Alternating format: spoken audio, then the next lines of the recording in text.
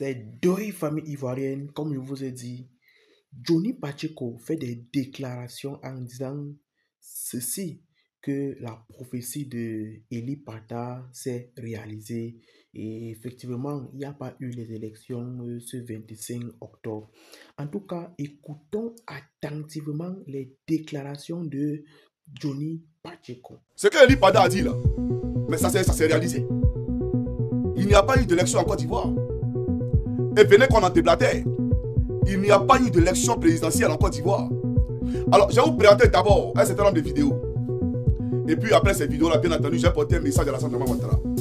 Mais j'aimerais vous dire que Ouattara va mourir. Voilà, je ne vais pas rentrer dans beaucoup de détails. Parce que s'il rentre dans beaucoup de détails, c'est comme si j'aimais trop sa personne. Et que, voilà, je lui faisais une part belle. Je ne vais pas te faire des part belles. Tu vas mourir. Et ton frère va mourir. Et ce n'est pas un débat. Et tu le sais, je le sais. Donc ce que vous êtes en train de faire, au fait, l'adversaire est plus coriace. L'adversaire est plus grand. L'adversaire, c'est Dieu lui-même. Mais vous, dans votre plan, c'est comment faire pour désavouer le prophète Eli Pata. On dirait des gens qui ne sont pas là à l'école, des gens irréfléchis. Non, il faut qu'on annonce des choses. Malgré qu'ils savent qu'ils sont dans l'illégalité. Malgré qu'ils savent qu'ils sont dans les autres troubles. Et que tout ce qu'ils font n'est que manipulation et duplicité. Non, on n'a qu'à annoncer quelque chose. Ben si jamais, ce que Eli Pata a dit là, si jamais on reporte ça, c'est pas bon. Vous comprenez? Le Seigneur vous a confondu. À la veille des élections, avant même que le scrutin n'ait lieu, vous avez déjà proclamé les résultats. Depuis quand on va à une élection, et puis à la veille des élections, on connaît déjà les résultats. Le Seigneur vous a déjà confondu. Et ça là, j'aimerais te dire à toi, Draman, c'est un signe parce que Dieu, il est clément et il est magnanime. Et Dieu tend la main à tout le monde, même aux pécheurs. Parce que le Christ lui-même, quand il est venu sur la terre, il est venu pour les pécheurs. Dieu t'a tendu la main en te confondant. Comme il a tendu la main à Pharaon, quand Pharaon poursuivait le peuple hébreu, il a fait descendre du ciel une foudre de feu entre Pharaon et les Hébreux.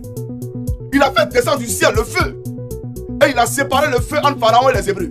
Pour dire à Pharaon, ce que tu es en train de faire là, stop, arrête maintenant. Il faut arrêter maintenant.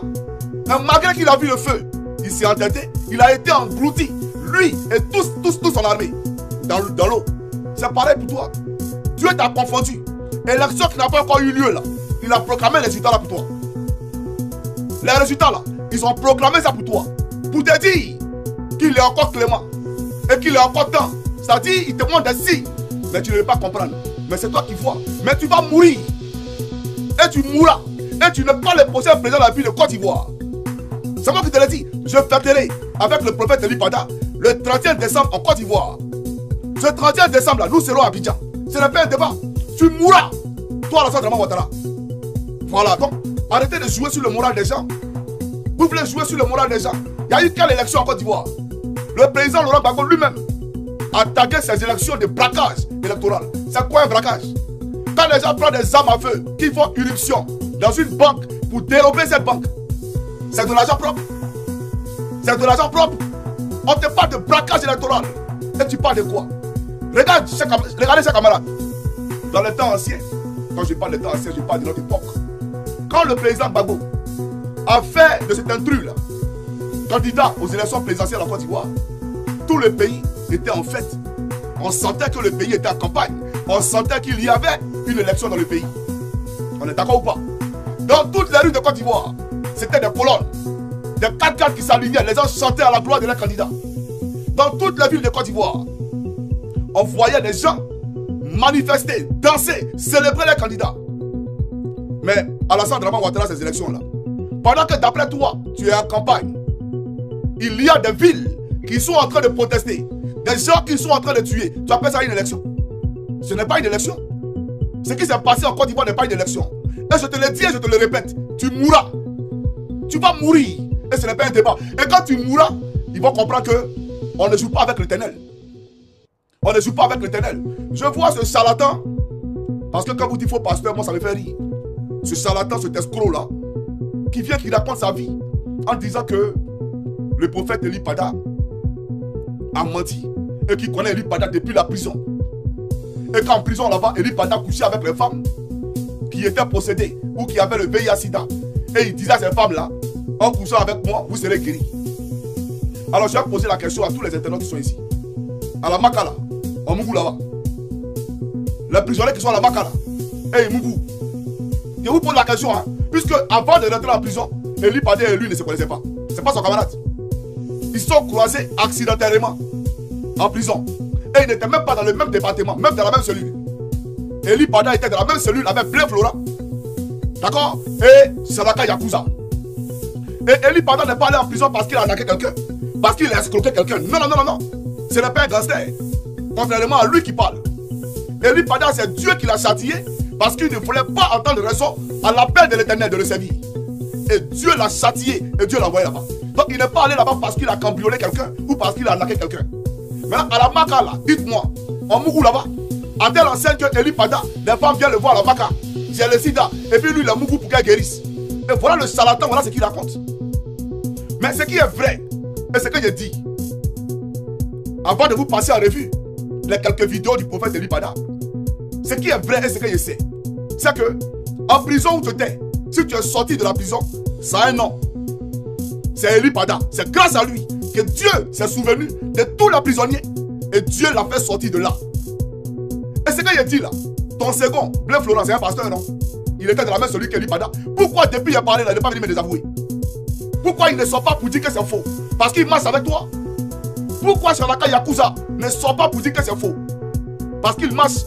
Bon, il ne marche pas avec toi, mais Salaka, tout le monde le connaît. C'est quand même un personnage public. Donc il peut dire, Johnny, c'est faux, c'est ce que tu dis là. Il ne faut pas dire mon nom dedans. Mais ce qui s'est passé, c'est que dans la cellule où Eli Padé était, son nom même était devenu grand à la Maka. Parce qu'il annonçait aux gens ce qui allait arriver dans la vie, même les gars pénitentiaires. Et c'est arrivé exactement comme il le disait. Tu étais rageux, jaloux de lui à la prison, parce qu'il évangélisait les gens. Il a commencé son ministère, même là-bas, dans l'ancienne prison là. Il a sauvé des âmes, il a gagné des âmes. L'ange de l'Éternel s'est révélé à lui. C'est-à-dire, lui est apparu pour lui dire, tel jour, à telle heure, la Maka sera cassée. Et tu vas sortir d'ici. Il faut l'annoncer aux gens. Il a appelé Blé Florent et Salaka Yakuza. Voilà les premiers à qui il a annoncé ça. Pour dire tel jour à telle heure, ils vont casser la Maka. Faites passer le message. Ils ont fait passer le message que ça arrivait au blindé. Chez les gens toqués là.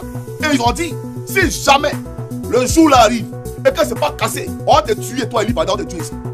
Parce que quelqu'un qui est désespéré, qui est en prison, il n'a plus d'espoir. Quand tu viens lui dire que tu vas sortir tel jour, et s'il ne sort pas, vous comprenez que, voilà. Donc ils ont promis à lui, le jour là, on va te tuer. Si jamais, c'est pas exaucé. Et le jour où l'ange de l'Éternel a dit, que l'ange de l'Éternel a donné, ce jour-là, à la même heure, la prison fut cassée par les rebelles. Et le prophète avait annoncé que ça allait être cassé par les rebelles. Et il a dit aux gens où les rebelles allaient les envoyer. À la mairie d'Abobo. C'est-à-dire qu'il a tout annoncé. Blé Florent, tu avais ce charlatan. Faut lui dire, c'est vrai ou c'est faux, c'est ce qu'il dit là. Faut lui dire si c'est vrai ou c'est faux. Salaka Yakuza, dis à tes frères, ce qu'il dit là, c'est vrai ou c'est faux. Parce que moi je parle, je dis les noms. Et puis ils sont vivants, ils sont pas morts. Ils sont en Côte d'Ivoire là-bas.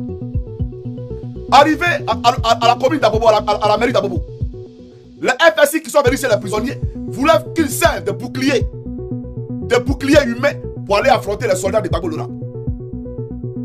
Et c'est comme ça que l'ange de l'Éternel apparaît à nouveau à l'hôtel, à la commune, c'est-à-dire à la mairie d'Abobo, pour dire à Eli Padé, dire à tous ceux qui sont là, que s'ils vont, il n'y a pas un seul qui a suivi.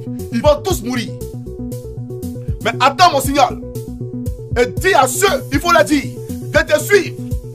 Ceux qui te suivront, je vais les conduire chez eux sains et saufs. Personne ne mourra. Mais quittez le lieu et ne vous faites pas enrôler. Ne prenez aucune âme, sinon vous perdrez vos âmes. Blé Florent regardait Eli Padé pour lui demander, avec qui tu parles? Blé Florent, c'est vrai ou c'est faux? Salaka Yakuza, c'est vrai ou c'est faux? Et Eli Padé leur a dit, à mon signal là, vous vous levez, vous courez avec moi et vous me suivez. Parce que voilà ce que l'ange de l'Éternel vient de me dire. Vous comprenez? Automatiquement, ils étaient assis. Quand l'ange lui est apparu à nouveau, il a dit, lève-toi et courez. Ils ont commencé à courir. Alors qu'il y avait des FSI qui étaient en âme. Mais ils n'ont pas vu Eli Padé. Ils n'ont pas vu Blé Florent. Ils n'ont pas vu Salaka Yakuza. Donc dis-nous, c'est pas quel miracle. Et ils sortent d'un lot, ils commencent à courir. Et puis on ne rafale pas sur eux. On ne tire pas sur eux. Ils ont commencé à courir, ils sont arrivés devant l'église Saint-Ambroise. à Angré, à Bobo. L'église était fermée. L'ange, il tape comment on appelle son portail. Personne ne veut ouvrir, le gardien ne veut pas ouvrir. L'ange de l'Éternel apparaît à nouveau à Élie Pada et il donne le nom du gardien, le nom de sa femme, le nom de ses enfants. Il donne tous les détails de la vie du gars. Et Élie l'appelle par son nom. Il dit le nom de sa femme, de ses enfants, tout et tout. Le monsieur ouvre la porte, à genoux, il dit c'est un homme de Dieu. Et grande fut la surprise de voir que l'église Saint-Ambroise était remplie de monde. Était remplie de monde. Et l'ange de l'Éternel, avant même que l'ange était là, les FSI sont arrivés là-bas. Ils ont tiré sur des gens, ils ont demandé à ce que les bêtés, les artiers, les guerriers, etc. se mettent de côté. Personne ne voulait, comment on appelle ça, bouger. Ils ont tiré en l'air, il y a eu, comment on appelle ça, des ricochets, et ça a blessé, comment on appelle ça, parmi les réfugiés là, ça a blessé quelqu'un. Vous comprenez? Et il y avait des colonnes de 4x4 remplies de FSI avec des cadavres. Parce que oui, ils sont morts par milliers. Et celui-là, autrefois, on a dit, laissez ceux-là, allez en renfort parce qu'on entend les pères des hommes. Les pays sont sortis. Quand ils sont partis net, l'ange de l'Éternel est apparu à Élie. Pour dire à Élie, ceux qui sont partis là, ils vont revenir. Et quand ils reviendront, ils vont tuer tout le monde ici. Dis à tous ceux qui sont avec toi de se lever, de quitter la lieu et de te suivre. Quand Élie a parlé, il y a quelqu'un qui s'est levé qui a commencé à l'insulter. Puis toi, tu dis quoi? Parce qu'il était en tenue bigarrée. Il était quitté à la maca, donc il était sale, tout et tout. Donc le gars a commencé à lui parler en bizarre. Et Chanaka qui savait, Blé Florent qui savait, ils ont écouté Élie. Et Élie a quitté le coin avec le gardien. Le gardien là, à qui il a révélé le nom là. Le gardien l'a suivi parce qu'il connaît. Le gardien l'a suivi. Après, là, ils sont venus, ils ont tué tout le monde dans le coin, à l'église Saint-Ambroise. C'est vrai ou c'est faux? Ils sont arrivés devant le collège Lemania.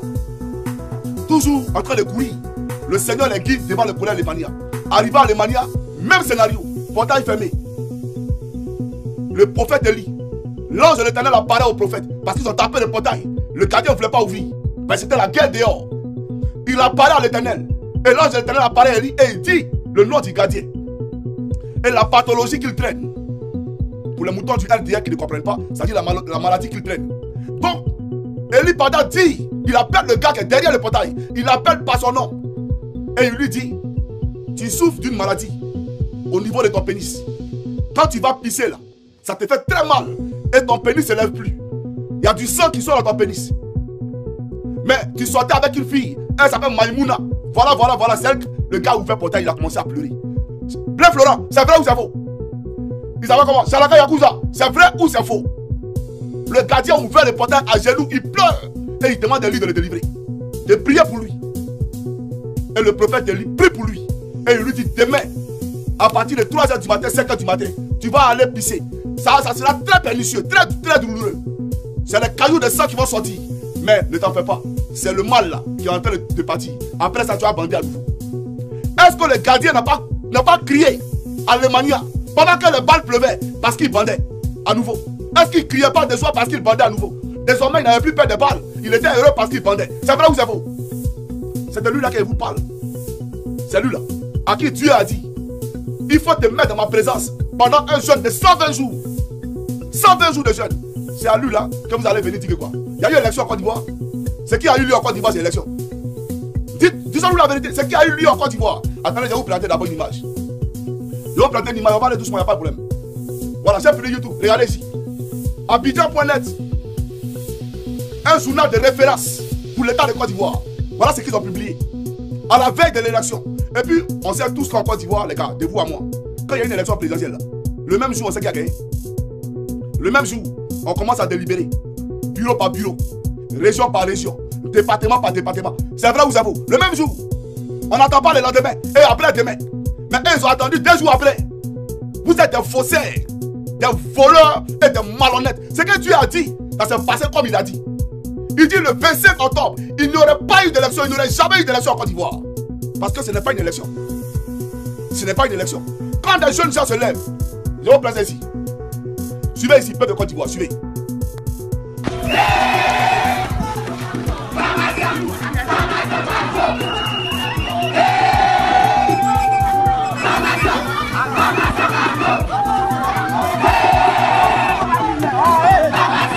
Voilà. Donc ici, Vous voyez les gens qui dansent avec une affiche à l'effigie du président Gbagbo. Ceux-là, on a écarté les candidats. Et c'est en pleine élection. Et ils ont fait ça. Là, ils ont boycotté ces élections-là. Il n'y a pas eu d'élection. Ils disent qu'il n'y a pas d'élection ici. Ça n'a jamais existé en Côte d'Ivoire. Quand Ouattara Draman et Laurent Gbagbo s'affrontaient, dans aucun bureau de vote, dans aucune contrée de la Côte d'Ivoire, on a fermé les bureaux de vote, on a pris les bulletins, on les a déchirés. Jamais. Tout le monde a manifesté, bien entendu, sa joie de voter. Tout le monde. Mais regardez aujourd'hui en Côte d'Ivoire. Qui a voté? Ils vont venir nous parler de taux de participation de ceux qui ont voté. Mais regardez ceux qui sont abstenus. Et même le retrait des cartes d'électeurs. Le retrait des cartes d'électeurs, simplement, montre qui a gagné les élections. Le retrait des cartes d'électeurs. Ceux qui ont boycotté de retirer les cartes d'électeurs montrent qui est favorable en Côte d'Ivoire, qui est populaire en Côte d'Ivoire. Et on parle, non, il y a eu élection, on voit les charlatans, parce que pour eux, ils ont fait la réunion. Mais tout ce que vous faites là, vous ne savez pas que Dieu lui dit ça. Vous ne savez pas qu'il est au courant de tout. Non, c'est Eli Pada là. On a qu'à annoncer quelque chose. Eli Pada là. Si on fait que. On n'a pas eu, mais il n'y a pas eu élection. Il n'y a pas eu élection. Tout le monde sait qu'il n'y a pas eu élection en Côte d'Ivoire. C'est ça la élection là. Deuxième vidéo, les gars, suivez.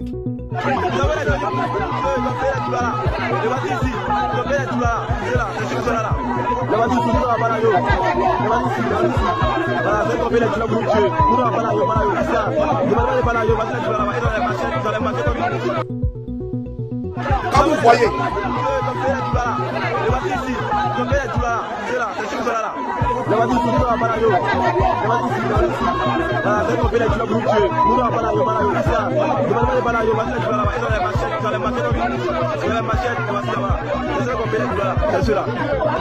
quand vous voyez Yves Zogo Junior et Barthélemy Nabo armés des jeunes Toula qui ne sont même pas autochtones, des gens à qui vous avez donné vos terres dans vos villages, prendre des armes contre vous en pleine élection. C'est une élection ça là.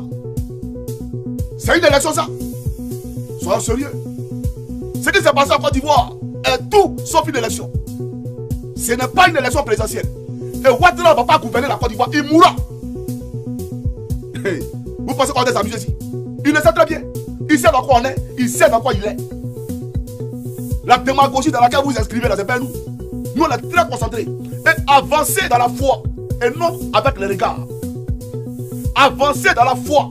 Avec la foi en Christ. Et non avec ce que vos yeux voient. J'aimerais vous le dire. Le Seigneur avait promis au peuple hébreu 40 jours de marche dans le désert. Ils ont fait 40 ans. 40 ans pourquoi? Parce qu'ils ont douté de l'Éternel. 40 ans pourquoi? À cause de leur incrédulité. Je ne dis pas que vous êtes incrédule. Mais parmi vous là, à un moment donné, beaucoup ont douté de l'Éternel. De sa capacité à renverser ce pouvoir. Mais c'est Dieu qui a créé toutes choses. C'est Dieu qui a créé toutes choses sur cette terre. De quoi avez-vous peur? Est-ce que Ouattara ne mourra pas? Que ce soit par mort accidentelle ou naturelle, peu importe, est-ce qu'il n'a pas mouru? Mais pourquoi il part prolonger sa vie sur terre? Pourquoi ne peut-il pas se rendre immortel? De toute façon, il est prêt à confisquer le pouvoir. Vous pensez que si on pouvait corrompre la mort, il n'allait pas le faire?